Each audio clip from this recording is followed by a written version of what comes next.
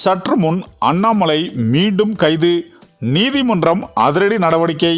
அதாவது தமிழக அரசை கண்டித்து தடையை மீறி பேரணியாக சென்ற பாஜக மாநில தலைவர் அண்ணாமலை உள்ளிட்டோரை போலீசார் கைது செய்தனர். மேலும் கோவையில் கடந்த 1998ஆம் ஆண்டு தொடர் குண்டுவெடிப்பு சம்பவம் நடந்தது.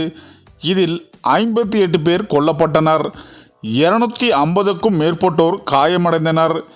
இவ்வழக்கில் முதல் குற்றவாளியாக தடை செய்யப்பட்ட அல் உம்மா இயக்கத்தின் தலைவர் SA பாஷா கைது செய்யப்பட்டார். ஆயுள் தண்டனை விதிக்கப்பட்ட அவர் கடந்த 25 ஆண்டுகளுக்கு மேலாக கோவை மத்திய சிறையில் அடைக்கப்பட்டார். மேலும் உடல்நலக் குறைவு காரணமாக சிகிச்சைக்காக பிணையில் இருந்து வந்த பாஷா கடந்த 16ஆம் தேதி உயிரிழந்தார். தொடர்ந்து மறுநாள் அவரது உடல் உக்கட்டத்தில் உள்ள அவரது வீட்டில் இருந்து ஊர்வலமாக பூ மார்க்கெட் பகுதிக்கு எடுத்து செல்லப்பட்டது.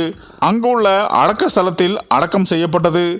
அவரது ஊர்வலத்துக்கு காவல்துறை அனுமதி அளித்ததற்கு பாஜகவினர் எதிர்ப்பு தெரிவித்தனர்.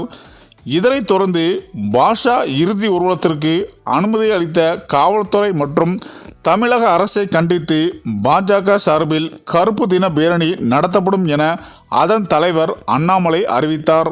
அதன்படி கோவை காந்திபுரம் VKA மேனன் சாலையில் கருப்பு தின பேரணி கூட்டம் நடந்தது. இதற்கு பாஜக மாநில தலைவர் அண்ணாமலை தலைமை வகித்து பேசினார். பாஜக தேசிய மகளிர் அணி தலைவி வானதி சீனிவாசன், இந்து முன்னணி மாநில தலைவர் சுப்பிரமணியன் உள்ளிட்டோர் 1000க்கும் மேற்பட்டோர் கலந்து கொண்டனர்.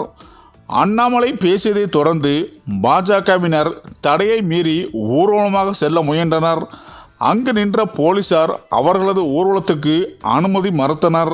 தொடர்ந்து தடையை மீறி செல்ல முயன்ற பாஜக மாநில தலைவர் அண்ணாமலை உள்ளிட்டோர் நிர்வாகிகள், தொண்டர்கள் என 1000க்கும் மேற்பட்டோர் போலீசார் கைது செய்தனர்.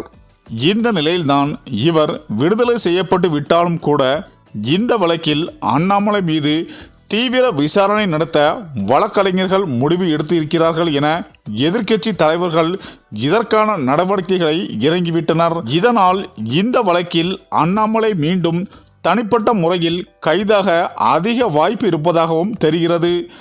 இதனால் தமிழக பாஜகவிற்கு அதிர்ச்சியாக அமைந்துவிட்டது என அரசியல் வட்டாரங்கள் கூறி வருகின்றனர். சரி, இந்த வீடியோ பற்றிய உங்கள் கருத்துக்களை கமெண்ட்ல சொல்லுங்க.